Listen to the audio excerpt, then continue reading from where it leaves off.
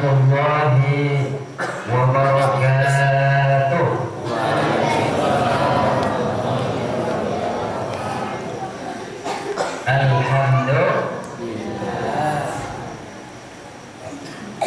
Alhamdulillahi rabbil alamin wa syukru lillah wa la ilaha illallah wallahu akbar wa la hawla wa la quwwata illa billahil aliyyil azim.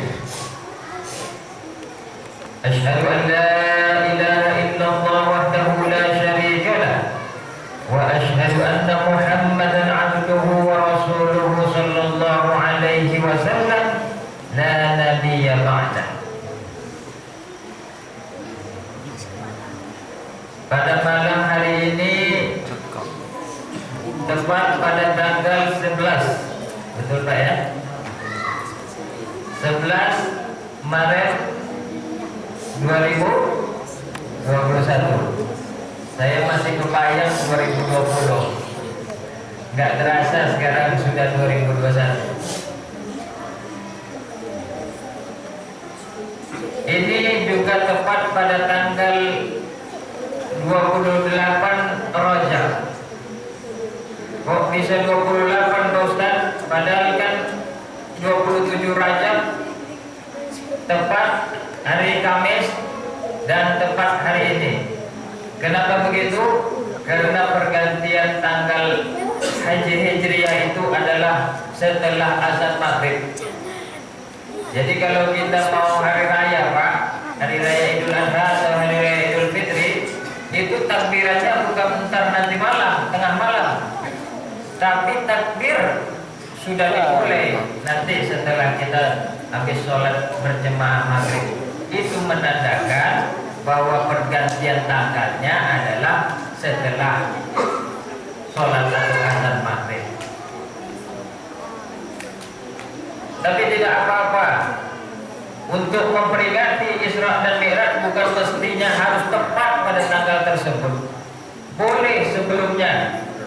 Kayak di Masjid Al-Islam Jalan Purnama tadi malam Isra Mi'rajnya mereka. Boleh setelahnya. Kayak besok tanggal 12 Maret Jumat, saya tadi lihat di Masjid An-Nasro Kapling Pandau besok peringatan Isra Mi'rajnya. Boleh juga malam ini. Alhamdulillah kita di sini. Mungkin juga di Masjid Al-Hidayah sana pada malam hari ini adalah memperingati Isra dan Mi'raj. Dan ini gunanya tidak lain tidak bukan adalah untuk kebaikan. Jadi siapa yang menyangkal ini tidak baik, salah. Karena isi di dalamnya adalah kita mendengarkan pengajian dan bersilaturahmi. Betul Pak RW ya? Isra dan Mi'raj ini Pak juga kaitannya dengan silaturahmi. Nanti saya akan utarakan apa kaitan Isra dan Mi'raj baginda Nabi Muhammad dengan silaturahmi tersebut. Salawat beriringkan salam supaya ramai. Ayo sama-sama kita bersalawat. Allahumma sholli ala sayyidina Muhammad wa ala ali sayyidina Muhammad. Tambah lafaz salam. Assalamu alayka ya Rasulullah. Boleh. Assalamu alayka ayyuhan nabiyyu wa rahmatullahi wa barakatuh juga boleh. Mudah-mudahanlah kita semua yang ada di mushola ini insya Allah akan jadi masjid ya Pak. Insya Allah kita semua yang ada sampai anak-anak penerus kita ini adalah umat Nabi Muhammad dan mendapatkan syafaat beliau. Itu gunanya baik di dunia maupun di akhirat. Amin ya rabbal alamin. Bapak-bapak, ibu-ibu, kaum muslimin wal muslimat yang dimuliakan Allah. Anak-anaknya tolong masuk bisa. Nak masuk nak. Duduk. Nah, dengarkan. Yang laki-lakinya juga masuk.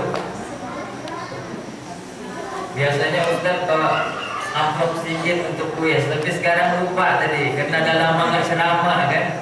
Tahun lalu Pak, saya nggak ada di dipanggil peringatan Isra Mi'raj.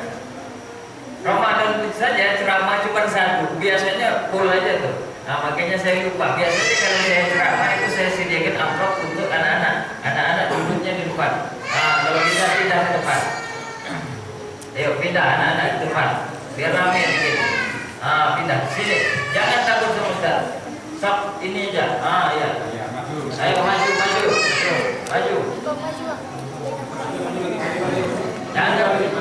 Jangan takut. Sini lagi sini. Ayo maju. Asik. Kameramen ke situ aja. Yang maju, yang perempuannya ya bikin seperti itu. Biar lebih nampak indahnya.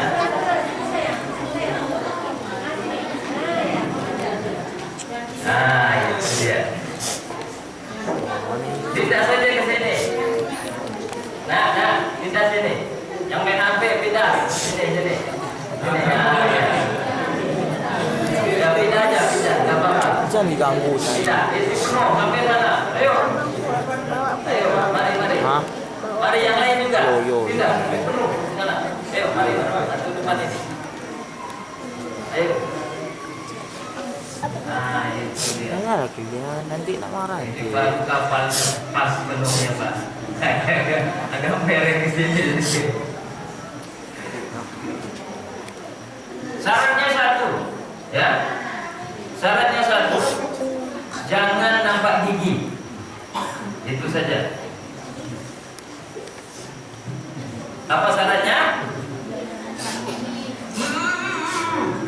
Apa syaratnya? Sip. Sampai bioskop sudah selesai. Setuju?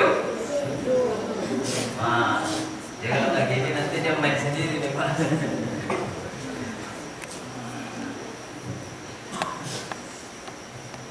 Peringatan Isra wal Mi'raj. Ada dua kata. Satu Isra, satu Mi'raj.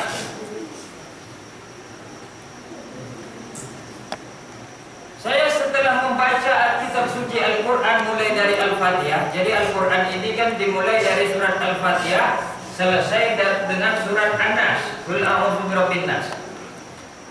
Setelah saya membaca Al-Fatihah, kemudian surat Al-Baqarah, Ali Imran, sampai surat ini, surat Al-Isra, surat yang ke-17, yang berbunyi Bismillahirrahmanirrahim, Subhanalladzi, boleh, Subhanalladzi asra bi'abdihi laylan minal masjidil harami ilal masjidil aqsal ladzi barakna haulahu linuriyahu min ayatina innahu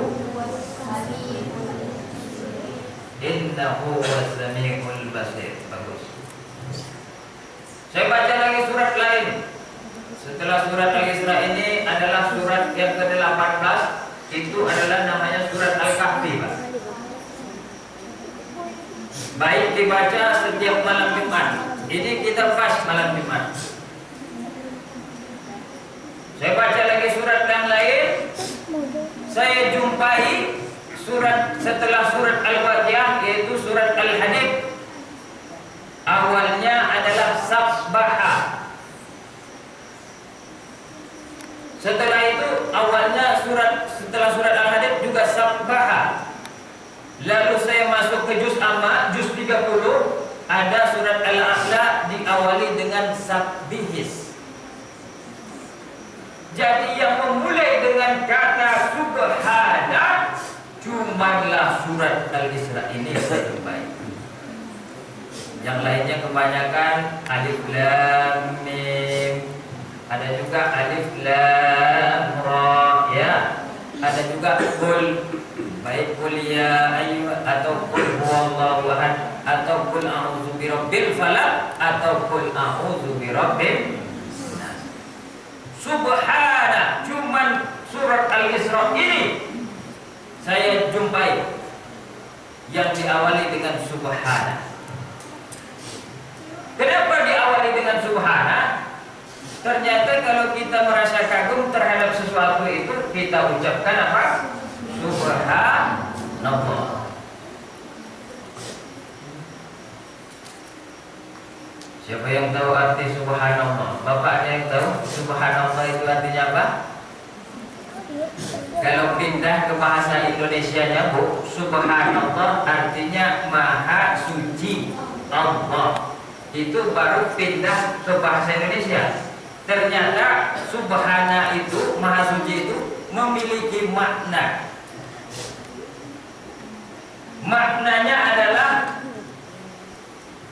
tidak ada bagi Allah minan naqais, dari kekurangan-kekurangan. Tidak mempunyai kekurangan bagi Allah. Itu artinya subhana, maha suci. Jadi kalau misalnya ada kelebihan yang diberikan Allah kepada Nabi, bisa melewati batas pemikiran manusia kita, itu namanya boleh. Jadi kenapa Allah tidak mungkin kalau sesuatu menciptakan tidak jadi? Tidak ada kekurangan bagi Allah. Sekarang juga misalnya ada di muka bumi ini yang memiliki kelebihan langsung dari Allah, juga tidak apa-apa, boleh itu. Bagi Allah tidak ada kekurangan. Innama amruhu idza arada syai'an ayyaqula lahu kun fayakun. Itu surat Yasin yang sering kita baca. Kalau Allah ingin mentakdirkan, menjadikan sesuatu, maka jadi, kata Allah, jadilah dia. Beberapa hari ini kan panas, Pak, sampai hari ini ya, Bu, ya. Saya agak gelisah, panas sampai malam, panas juga, tidur kadang payah. Serius, saya juga begitu. Tidur juga payah sampai jam 11 juga nggak bisa tidur, jam 12 nggak bisa tidur. Bermohonlah saya kepada Allah. Kemudian saya khatib di Masjid Miftahul Jannah. Tahu Pak ya, Bu? Dekat lagar saya, Bu, pinggir jalan. Di situ saya utarakan, alhamdulillah walaupun kita panas tapi air masih banyak. Orang kadang di Jawa sana air berkelebihan, banjir. Ada juga nanti di Jawa Timur air berkekurangan, nyari air pun susah-susah sampai ember-ember naik bukit. Kita panas pun alhamdulillah air masih banyak. Saya bilang waktu khutbah Jumat, apa yang terjadi? Pas saya jadi sholat Jumat, hujan turun, sampai sekarang hujannya masih ada. Itu mungkin Allah masih memberikan kasih sayang kepada kita semua. Insya Allah ini juga berguna. Alhamdulillah, amin ya robbal alamin. Ibu bapak yang dirahmati Allah, jadi kejadian yang telah pernah terjadi di masa lalu sampai sekarang aneh menurut kita, tidak terpikir dalam otak kita, itu bisa dijadikan Allah. Itu sebetulnya karena Allah tadi subhana, yang artinya bagi Allah itu tidaklah ada kekurangan. Makanya kalau untuk memotivasi diri, Pak, Bu, anak-anak juga boleh, apapun yang melanda masalah kita, ya Allah saya ini banyak hutang ini, jangan itu terus dipikirkan. Tapi apa katakan? Maha suci Engkau ya Allah, mudah-mudahan Engkau hilangkan hutang saya, Engkau tidak punya kekurangan. Masih pusing lagi, katakan lagi, Maha suci Engkau ya Allah, Engkau tidak punya kekurangan, Engkau bisa melunasi hutang saya. Itu terus sampai kalau bisa tertidurlah, daripada mikir nggak tidur. Saya bilang itu jangan lagi dipakai. Anak kita nakal, Maha suci Engkau ya Allah, Engkau tidak punya kekurangan. Anakku nakal, betul, banyak yang bilang nakal, betul, maka kuserahkan kepada Engkau ya Allah, tolong jadikan soleh dan soleha. Itu terus diulangi dalam pikiran, dalam hati, daripada kita mikir tak karuan. Kadang-kadang istri dan suami malah di rumah marah-marahan. Ini tidak boleh lagi terjadi sebetulnya, karena sebetulnya semuanya adalah datangnya dari Allah Subhanahu wa Ta'ala. Ibu bapak yang dimuliakan Allah, sekilas tentang Isra dan Mi'raj. Allah perintahkan malaikat malaikat, pergi kau ke surga. Ngapain ya Allah, kata malaikat? Jumpai para bidadari surga.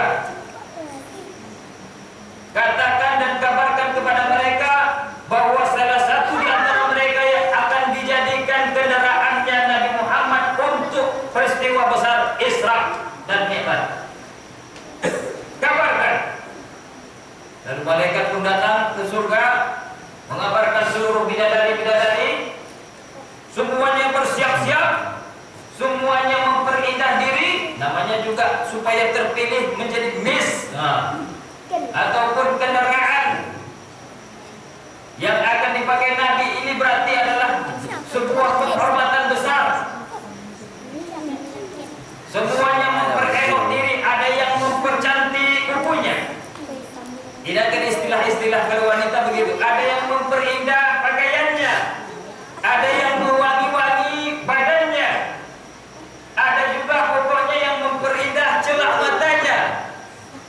Ini gambarannya. Tapi rupanya di antara bidadari-bidadari itu satu yang tidak bergerak ataupun tidak berbuat apa-apa, malahan dia selalu menangis dan menangis saja.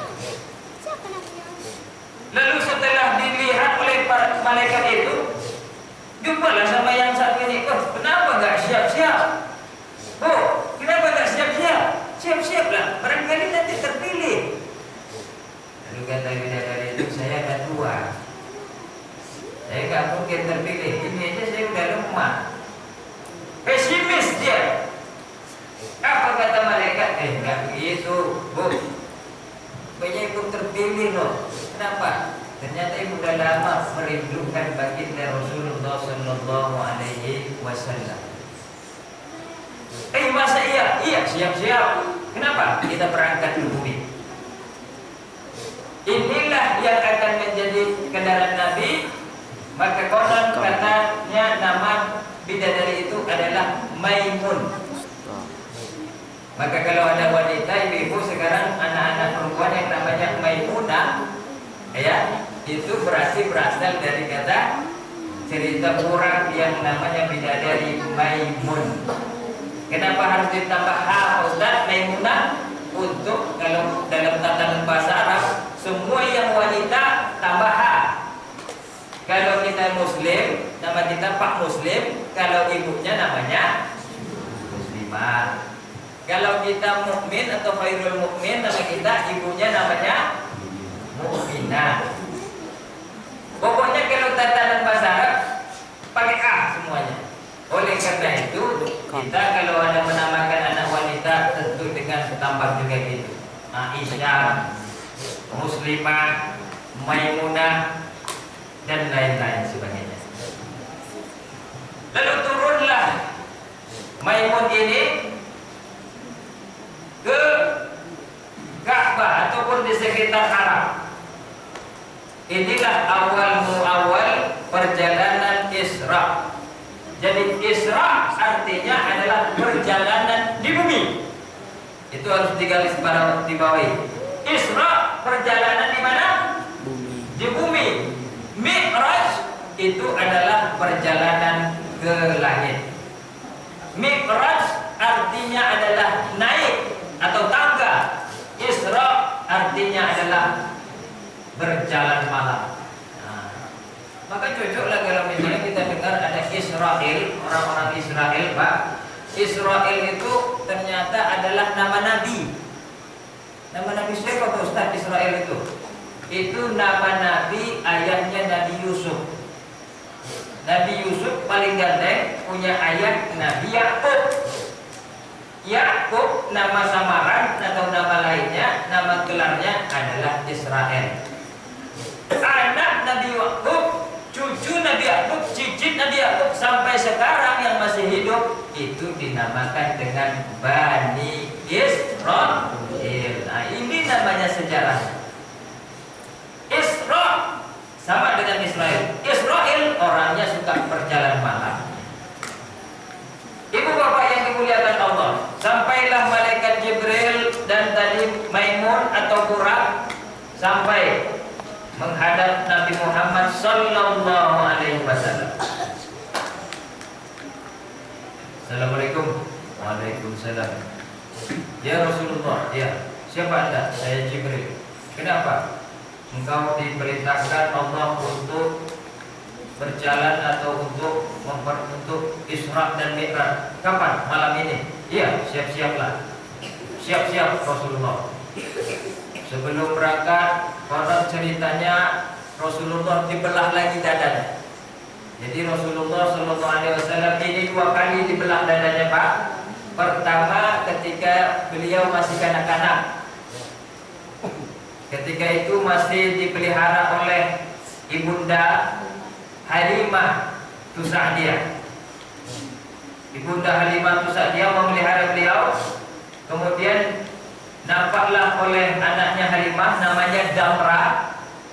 Yang ini adalah abang tirinya Nabi Muhammad, karena Halimah menyusukan anak kandungnya sebelah kanan dan Nabi Muhammad waktu masih bayi di sebelah kirinya. Nampaklah oleh Damra, ibu, kenapa? Adik, kenapa adik? Adik tadi nampak saya ada orang didatangi, kenapa? Gak tahu saya, kayaknya dibelah dadanya. Kenapa itu?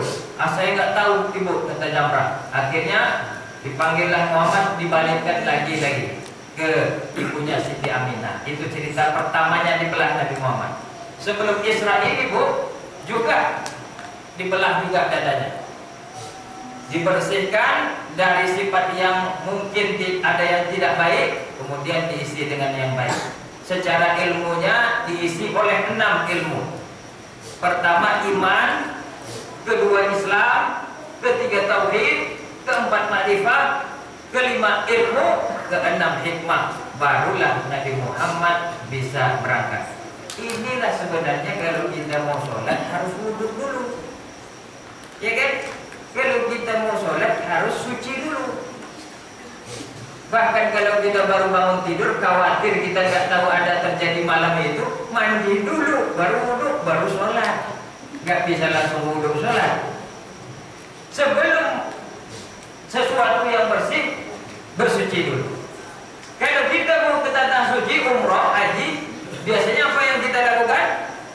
Undang tetangga, mendoa, minta maaf kalau kita punya kesalahan selama ini. Supaya apa? Pulang pergi di tanah suci semuanya beres. Karena nanti khawatir ada kejadian begini, Bu. Dia bawa ke Batu. Dia sakit. Ibarat sekarang sakit yang pakai dorong-dorong itu apa? Mungkin sakit lumpuh atau stroke ya. Ini tahun yang silam ceritanya. Pembantunya sehat. Sampai di kapal, kan dulu naik kapal, tidak naik pesawat. Sampai di kapal, dia sehat, pembantunya sakit. Serius. Yang pergi haji yang sakit ini sehat, yang pembantunya sehat sakit malah. Dia pula yang ngurus pembantunya. Di Mekah juga begitu, sehat dia. Sampai di pulang juga begitu. Inilah kejadiannya. Mungkin waktu itu dia sudah bersih dari dosa-dosa, dia sudah minta maaf. Mungkin ada anaknya yang selama ini nggak pernah tegur sapa, dia sudah minta maaf secara tulus dan memaafkan semua orang. Suci lah dia. Sampai perjalanannya pulang pergi dan di tanah suci pun alhamdulillah selamat. Dan saya banyak mendengar begitu orang-orang yang kejadiannya aneh kalau sudah di tanah suci Mekah. Berangkat Nabi Muhammad Isra dari Masjidil Haram itu di kota Mekah, sampailah di Masjidil Aqsa di kota Palestina. Sampai di Masjid Palestina, burak itu tidak boleh masuk. Burak karena masih dianggap hewan. Hewan tak boleh masuk musola masjid, tak boleh masuk rumah Allah, harus taruh di luar. Jadi misalnya kalau ada kita temu ada kucing, walaupun kucing Persia, Angora, kita ikut bawa ke musola masjid, nah itu tidak baik. Ini kiasannya. Seluruh apa-apa saja yang binatang, kalau kita sholat musola masjid, taruhlah di luar, diikat di luar. Burak ditambat di luar, di sebuah batu. Akhirnya sholatlah Nabi Muhammad di Masjidil Aqsa. Alhamdulillah sholat ketika itu 2 rakaat, tapi banyak diikuti rupanya. Di belakang Nabi Muhammad banyak yang mengikuti Nabi Muhammad sholat. Lalu kejadian aneh di dalam Masjidil Aqsa itu sekarang tidak ada lagi. Ada 2 hal. Pertama, kejadian aneh di dalam Masjidil Aqsa itu ada cermin. Tapi sekarang tak bisa kita lihat lagi, karena sekarang kita ragu Masjidil Aqsa yang asli atau Masjidil Aqsa yang buatan orang Israel. Tapi kalau Masjidil Aqsa yang asli itu ada pertama cermin, yang kedua ada tali yang kalau seakan-akan dia dekat mau kita pegang tak sampai-sampai, dipegang tak sampai-sampai. Cermin ini apa biasanya Pak Ustaz? Cermin ini kalau dilihat siapapun, saya, jemaah, bapak, ibu, kalau melihat cermin itu yang nampak gak wajah kita lagi. Wajah siapa? Sesuai dengan amalan kita. Kalau amalan kita sering mengganggu orang, mengganggu tetangga, membuli siapapun, memfitnah, itu kayak gitu wajah kita. Tapi kalau amalan kita soleh, hati kita baik, walaupun kita tak nyumbang tapi pikiran kita baik, setiap lewat infak tetap kita berdoa, ya Allah saya tidak ada duit tapi mudah-mudahan infak ini penuh berguna untuk usaha pokok bersih tidak. Itu kalau kita memandang cermin itu sesuai dengan amalan kita, indah wajah kita. Makanya biasanya kalau bapak ibu memang sekarang ada kerut-kerutan ya kan. Tapi kalau nanti sudah masuk surga, ini semuanya hilang. Kalau udah masuk surga, mudah-mudahan amin ya rabbal alamin. Ini cermin pertama, tapi sekarang tidak bisa lagi mungkin umat Islam lihat. Yang kedua, apa biasanya Pak Ustaz? Tali itu nampaknya pendek, tapi kalau dipegang nggak sampai-sampai. Itu biasanya adalah kebanyakan kita ini berangan-angan banyak, pengen berharap sesuatu banyak, tapi tidak sesuai dengan kemampuan kita. Maka Nabi Muhammad pernah berpesan kepada anaknya Sayyidina Umar, namanya Abdullah bin Umar. Hai Umar, kalau engkau di pagi hari jangan berangan-angan besar untuk nanti kau bisa hidup sore hari. Kalau sore hari kau hidup nanti, jangan berangan-angan besar kau bisa hidup besok pagi.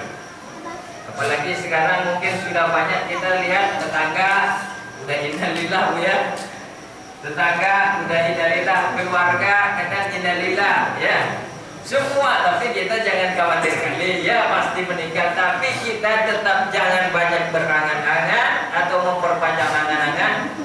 Cita-cita boleh, angan-angan tidak baik gitu. Ini biasanya setiap kali mau kita pegang itu tidak bisa. Ada sebuah cerita Pak, profesor naik sampan. Profesor ini naik sampan, lalu dia ngobrol sama si tukang sampan tadi. Bang, ya Pak Profesor, abang pandai matematika? Oh enggak lah Pak Profesor, saya ini tamat sekolah aja, enggak, gimana lah Pak Prof ini? Apa kata Profesor itu? Waduh bahaya nih Bang. Kenapa? Udah hampir sepertiga hidup Bang. Karena semuanya ini adalah matematika. Uang dihitung dengan matematika, itu dihitung dengan uang, SPP sekolah hitung dengan uang, semua uang. Sepertiga hidup Abang udah habis. Lalu tanya lagi Profesor, Bang, iya Prof, abang bisa fisika? Apalagi fisika Prof, matematika aja udah mumet saya. Waduh, ini udah hampir habis hidup abang nih. 2/3 udah gak ada hidup abang nih. Matematika gak bisa, fisika gak bisa. Maklumlah kalau orang-orang ilmiah atau orang-orang kuliah itu menengok kita itu dengan ilmu-ilmu yang ilmu kuliahnya, padahal kan ilmu itu tidak hanya di kuliah saja. Lalu sampai ke tengah laut, awas lah, kau nak nampak. sampahnya bocor. sampan bocor, masuk air, kan gitu? Masuk air ke sampan, lalu apa yang terjadi? Sampannya hampir tenggelam. Sebelum tenggelam semuanya, lalu abang itu bertanya kepada profesor, Prof, iya bang, profesor bisa berenang? Apa kata profesor tadi? Tidak bisa, habislah semua hidup abang sampai sini. Itulah banyak orang yang kadang berangan-angan bisa akan sesuatu semuanya, ternyata dia masih lupa kemampuannya tidaklah sempurna. Jadi itulah kita diajarkan oleh Rasulullah, perbanyaklah kalimat istighfar. Subuh 20, astagfirullah, astagfirullah, astagfirullah, astagfirullah, astagfirullah, astagfirullah, astagfirullah. Mana tahu ada dosa saya, mana tahu pikiran saya ada yang salah, mana tahu tetap terhadap Allah masih ragu-ragu saya, mana tahu terhadap anak saya masih juga saya anggap anak saya salah. Zuhur lagi 20, astagfirullah, astagfirullah, astagfirullah, astagfirullah, astagfirullah. Asar lagi 20, astagfirullah, astagfirullah, astagfirullah. Mana tahu sama kawan masih ada juga kawan saya yang menganggap saya salah. Astagfirullah, astagfirullah, astagfirullah, astagfirullah. Maghrib lagi 20, mana tahu ada pengurus musola masjid yang masih menganggap saya ini tidak benar, padahal saya sudah berjalan benar, atau saya yang salah. Astagfirullah, astagfirullah, astagfirullah, astagfirullah, astagfirullah. Isya lagi 20, astagfirullah, astagfirullah, astagfirullah. Cukup 101 hari. Gak mau kayak gitu Ustaz, lagi santai juga boleh, masak astagfirullah, astagfirullah, nyapu astagfirullah, main HP astagfirullah, astagfirullah. Kadang-kadang saya bilang sebetulnya mudah untuk mencegah kejahatan, mudah mencegah suami menampar istri, mudah mencegah narkoba, mudah mencegah apalagi kejahatan di jalan, balap-balapan di jalan, mudah mencegah penyakit jantung kita mungkin. Bagaimana caranya Pak Ustaz? Kalau setiap kita sebelum melakukan sesuatu yang fatal menurut kita, kita ucapkan saja astagfirullah.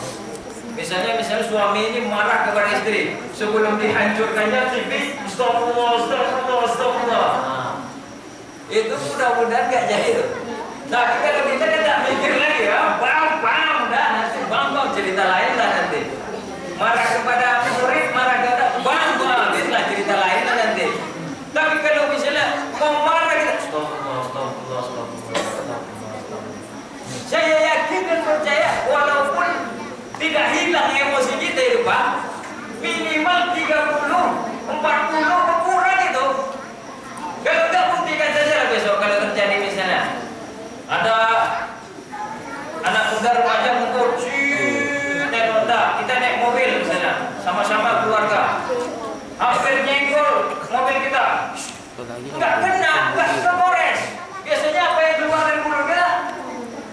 Binatang lah, inilah, itulah, kampret lah, nggak apa, nah teruslah anak, gimana lah.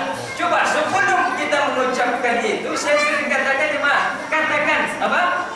Astagfirullah, astagfirullah, astagfirullah. Itu minimal emosi kita yang mau meledak tadi 100%, itu minimal berkurang.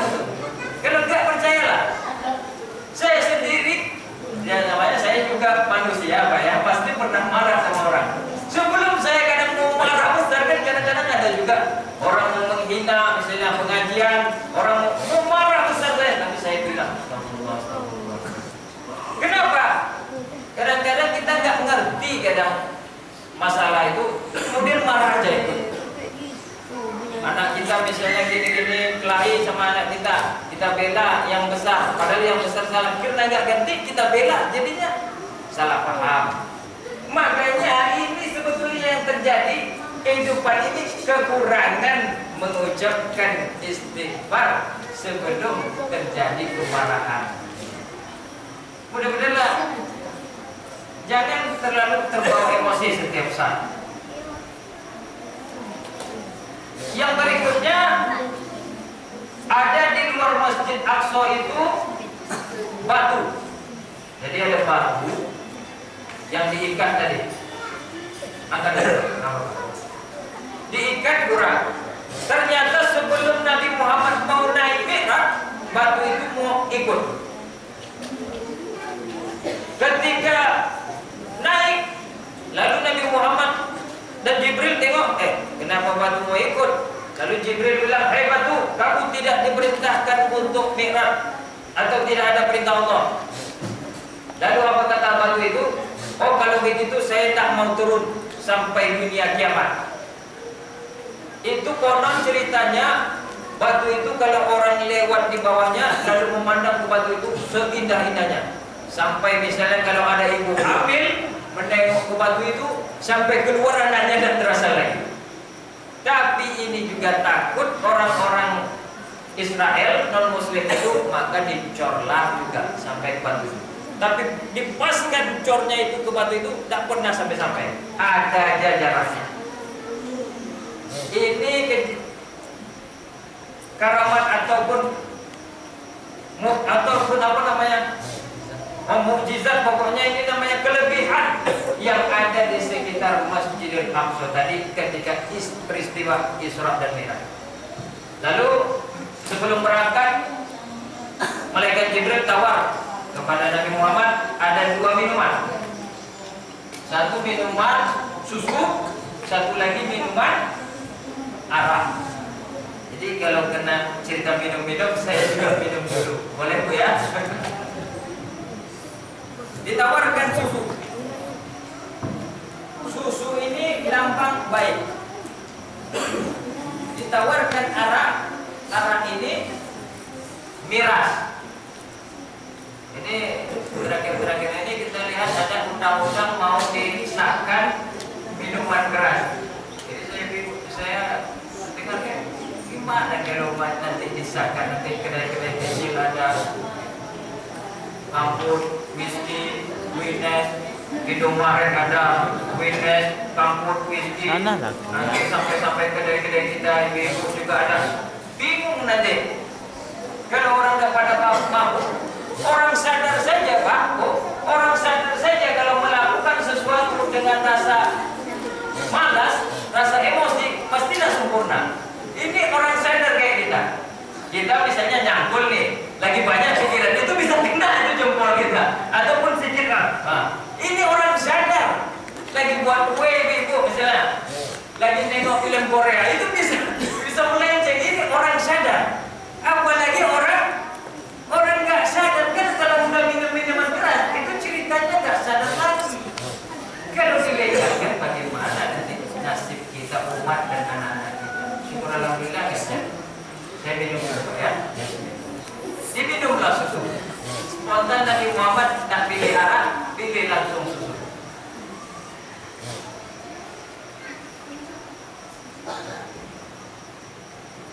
Sudah segar, Nabi Muhammad milih yang baik. Lalu kata Jibril, sodakta, kamu benar. Habis. Baik kamu Muhammad.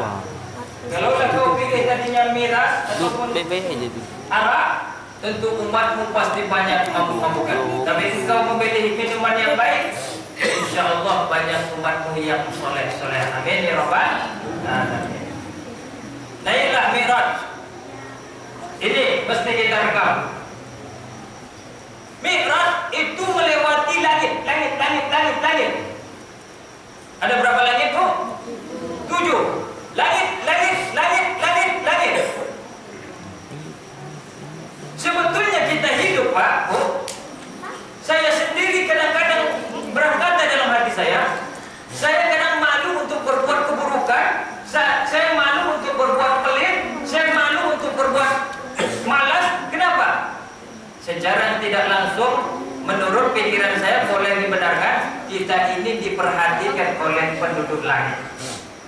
Jadi kalau kita melihat langit itu kan nampaknya biru putih ya. Itu jangan dibilang kosong. Ada itu penduduknya. Buktinya apa? Inilah buktinya. Makanya kalau kita misalnya dalam memandang langit, Nabi Muhammad mengajarkan sebuah doa yaitu Rabbana ma khalaqta hadza batila subhanaka faqina azabannar. Kalau bahasa kita ya, Ya Tuhan kami, ya Allah, ma khalaqta hadza batila, yang Engkau ciptakan langit ini nampaknya biru aja, nampaknya kayak gitu aja.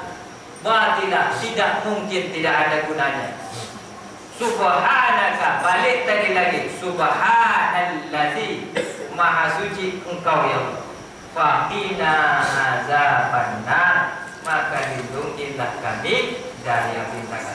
Nah, jadi kalau kita memandang lain, boleh dibaca doa ini. Rabbana ma khalaqta hadza batila, ataupun ya Allah ya Tuhan kami, tidak mungkin kayak gini saja. Boleh. Tidak mungkin langit ini kayak gini saja. Maha suci Engkau ya Allah, lindungilah kami dari api neraka. Boleh. Ini buktinya masuk Nabi Muhammad ke langit pertama. Jibril mengetok, tok tok tok, Assalamualaikum. Dijawablah oleh penduduk langit pertama, Waalaikumsalam. Siapa kamu? Aku Jibril. Sama siapa kamu? Sama Nabi Muhammad. Apakah dia diutus? Kata, siapa yang di langit pertama? Itulah dia penduduk bumi pertama.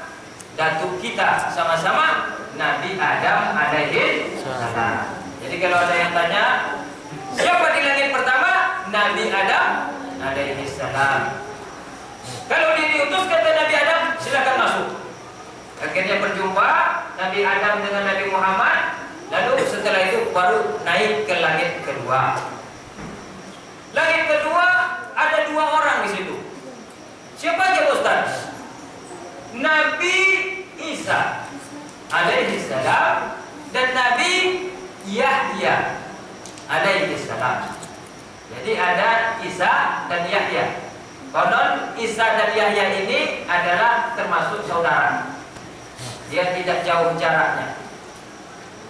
Naik langit ketiga, jumpa Nabi yang paling ganteng. Siapa namanya? Nabi kita Yusuf alaihissalam. Kalau nama bapak saya itu Dr. M. Yusuf Ahmad. Nah, termasuk nama Nabi juga. Naik ke langit berapa lagi? Adam, Isa dan Yahya, Yusuf. Naik ke langit ke 4, jumpa dengan Nabi Idris alaihissalam. Ya, Nabi siapa? Idris alaihissalam. Itulah dia Nabi yang tidak ada kuburannya. Ada 3 Nabi yang tidak ada kuburannya, Pak. Pertama Nabi Idris. Kok bisa Nabi Idris nggak ada kuburan? Karena ketika itu Nabi Idris diundang untuk nengok surga. Sampai di surga ditengoknya, macam mana surga. Nah jalan dan pulang kan gitu. Saya nggak mau pulang kayaknya. Pulang kata malaikat, tidak mau lah, saya di sini aja udah dah. Kenapa? Nikmat kali. Ke neraka dia coba juga. Saya mau cobalah satu hukuman neraka ini, tapi yang paling ringan. Konon dicoba sendal satu saja, langsung anginnya memang minta ampun, kalah hangat sekarang ini. Langsung pingsan Nabi Idris. Habis itu balik lagi ke surga, sampai sekarang tidak turun-turun. Tak ada kuburannya. Mau cari kuburan Nabi Idris di Mekah nggak ada itu. Di Palestina juga tidak ada. Kedua Nabi Isa, jelas ya. Nabi Isa alaihissalam, anaknya Siti Maryam. Ketiga Nabi Ilyasa. Nah, ini yang jarang didengar. Ya, ada Nabi Ilyas, ada juga Nabi Ilyasa. 3 dari 25 Nabi dan Rasul ini itu memang sejarahnya adalah langsung diangkat oleh Allah Subhanahu wa taala. Naik ke langit ke berapa lagi? 5. Jumpa dengan Nabi Musa dan Harun.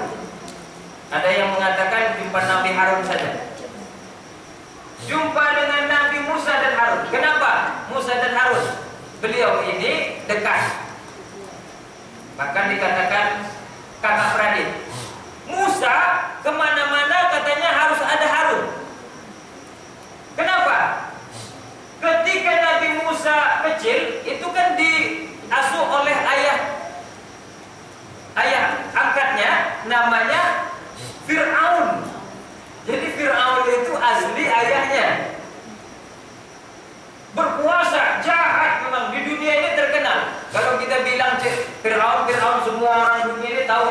Amerika tahu, Eropa tahu, Rusia tahu, Cina pun tahu. Enggak kita orang Islam Indonesia. Fir'aun itu memang udah viral betul lah di dunia ini.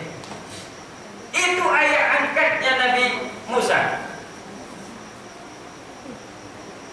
Ketika itu Nabi Musa dicoba. Ini anak ini benar-benar sadar bisa beriman atau tidak. Akhirnya dicobalah dengan bara api. Lalu karena itu anak-anak, dimakanlah bara api. Akhirnya lidahnya Nabi Musa, ceritanya sampai dia dewasa pun tidak jelas. Jadi kalau dia melafazkan wahyu yang sampai dari Allah kepada Nabi Musa, itu tidak jelas didengar oleh umatnya, maka dia perlu penterjemah. Itulah Nabi kita, Nabi Harun alaihissalam. Karena Nabi Harun ini juga lidahnya fasih. Tapi ingat, Nabi Musa ini paling banyak umat setelah Nabi Muhammad. Jadi umat yang paling banyak nomor 1 adalah Nabi kita Muhammad. Umat yang paling banyak nomor 2 adalah Nabi Musa alaihissalam. Lalu naiklah ke langit berikutnya, langit ke 6, berjumpa dengan Nabi kita, Nabi Ibrahim. Ada nama bapak Nabi Ibrahim, Pak? Ibrahim ada di sini. Ibrahim ini bersandar ketika itu di Baitul Ma'mur. Baitul Ma'mur ini, Bu, itu selalu setiap hari dikunjungi 70.000 malaikat. Sab'una alfan, 70.000 malaikat. Tidak pernah bertambah, tidak pernah berkurang. Selalu dikunjungi malaikat. Artinya ini adalah tempat yang memang disucikan Allah. Dan ada juga tambahan, pergi lagi ke langit yang berikutnya, berjumpalah dengan Nabi Haidir alaihissalam. Lalu ditanya oleh Rasulullah, kenapa posisimu tinggi wahai Rasulullah Haidir? Apa yang engkau amalkan? Lalu Haidir mengatakan, saya mengamalkan 3 hal. Pertama, saya sholat tepat pada waktunya. Ini berarti kita mengingatkan Pak, sholat, ya. Kalau kita banyak mengatakan sholat itu kan setelah Nabi Muhammad Isra. Benar Bu ya? Sholat itu Pak Ustaz setelah peristiwa Nabi Muhammad Isra Mi'raj. Dia kan menjemput sholat, baru ada sholat. Saya bilang sholat sebelum Nabi Muhammad Isra Mi'raj sudah ada. Masa iya Pak Ustaz? Iya. Nabi Isa juga sholat, Nabi Nuh juga sholat, Nabi Ibrahim juga sholat. Tapi sholat mereka tidak sama dengan sholat kita. Kalau kita kan ada subuh, ya kan, zuhur, asar, maghrib, isya, 5 waktu yang wajib, yang fardu sehari semalam. Kalau sholatnya nabi-nabi lain itu kadang-kadang tidak seperti itu. Kadang cuma 2 rakaat seperti Nabi Adam, itu sholatnya bahkan disejarahkan bahwasanya sholat subuh kita yang 2 rakaat itu diambil daripada Nabi Adam alaihissalam. Kenapa? Pertama beliau sujud karena taubat kepada Allah. Kedua sujud beliau karena bertemu dengan nenek kita Siti Hawa. 2 rakaat itu dijadikan landasan sholat subuh kita. Adapun yang sholat zuhur, asar, maghrib, isya, saya dengar ada juga dari Nabi Yunus, tapi saya tidak mendalami itu. Artinya di sini sholat itu sudah ada setiap Nabi atau sebelum peristiwa Nabi Muhammad SAW. Tapi toh kenapa peristiwa Isra Mi'raj yang dibesar dikatakan Ustaz menjemput sholat? Itu artinya menjemput kesempurnaan sholat. Karena Nabi Muhammad kita ini ternyata menyempurnakan syariat ajaran dari seluruh para nabi terdahulu. Sholat tepat waktu. Yang kedua, tidak pernah berbohong. Yang ketiga kata Nabi Khidir, saya berbakti kepada kedua orang tua. Tiga amalan ini insya Allah kalau ditanamkan ke anak-anak kita ini akan selamat walaupun dia nanti kuliah di Jogja, kuliah di Jakarta, Eropa, Malaysia, insya Allah dia tidak akan terpengaruh dengan pikiran-pikiran orang itu. Lalu naiklah Jibril dan Nabi Muhammad sesuai dengan apa yang dalam ayat walaqad ra'ahu fil ufqil a'la. Berubahlah bentuk sesungguhnya malaikat Jibril alaihissalam ini. Jibril berubah menjadi bentuknya sesungguhnya di atas sana. Konon besarnya besar sekali. Ada 360 sayapnya. Jadi kalau sayap sesuai dengan syariat Islam, kalau malaikat sesuai dengan syariat Islam itu memiliki sayap. Tapi kita bayangkan di mana sayapnya itu tidak, janganlah kita bayangkan. Pokoknya mereka memiliki sayap. Setiap para malaikat Jibril, Mikail, apalagi Israfil, Munkar, Nakir, Rakib, Atid, Malik, Ridwan memiliki sayap. Lalu setelah itu barulah naik atau masuk kepada yang terakhir, berjumpa dengan Allah. Tapi waktu itu Jibril tidak boleh lagi. Jibril stop. Apa kata malaikat Jibril? Saya tidak bisa masuk ya Rasulullah, wahai Nabi Muhammad, karena tugas saya sampai di sini. Lalu berjumpalah Rasulullah SAW secara langsung, live, benar-benar kepada Allah Subhanahu wa taala pencipta alam kita ini. Lalu adalah dialog. Inilah yang kita pakai sekarang. Apa dialognya? Sebenarnya tidak ada bahasanya. Karena Allah tidak punya bahasa. Allah tidak pakai bahasa Arab. Makanya doa-doa kita itu bisa terima, Pak Bu, bahkan doa-doa anak kita, karena Allah tidak memakai satu bahasa tapi ngerti seluruh bahasa. Jangan bilang Allah itu punya bahasa Eropa, Inggris, Arab, Melayu. Ini tidak. Kalau Allah itu tidak ada bahasanya, tapi diterjemahkanlah dengan bahasa Arab. Apa dialognya Ustaz? Inilah dialognya. At-tahiyyatul mubarakatus shalawatut thayyibatul lillah. Ini kata Rasulullah. At-tahiyyatul, penghormatan, mubarakatuh, keberkahan, sholawatu, sholawat, thayyibatu, kebaikan. Jadi ada 4 artinya. At-tahiyyah, penghormatan. Nah, kalau kita misalnya ingat lagu-lagu Nisa Sabiat, at-tahiyyah wassalam. At-tahiyyah, penghormatan, mubarakah, keberkahan, sholawatu, sholawat, thayyibatu, kebaikan. Nah, kalau ingat Thayyibah ini ingat nyanyi Bang Thoyib, Bang Thoyib, berarti Thoyib itu kalau ada nama kita baik, artinya kebaikan. Lillah, ini kata Nabi Muhammad. Lillah, 4 ini untuk Engkau ya Allah. Lalu apa kata Allah? Assalamu alaika ayyuhan nabi wa rahmatullahi wa barakatuh. Inilah salam kepada Nabi Muhammad. Allah yang mengucapkan sebetulnya salam. Assalamu alaika ayyuhan nabiyyu. Keselamatanlah bagimu wahai Nabi. Kena langsung berada atau langsung kepada Nabi Muhammad. Warahmatullahi wabarakatuh, dan rahmat Allah dan berkah. Sana. Lalu karena Nabi sudah dijamin masuk surga, langsung Allah yang menjaminnya. Dia tidak mau sendirian masuk surga. Dia mau juga ngajak-ngajakin orang. Jadi kalau ciri-ciri orang baik itu, yuk kita ambil santunan di kepala desa. Ngajak-ngajak dan diam-diam. Yuk kita Bu, ini kayaknya ada bagus ini. Pokoknya baik-baik itu diajak. Nabi Muhammad juga tak mau sendiri. Makanya lah dikatakan oleh Nabi, assalamu alaina wa ala ibadillahi. Nah, janganlah saya ya Allah yang dapat selamat, saya masuk surga sendiri. Assalamu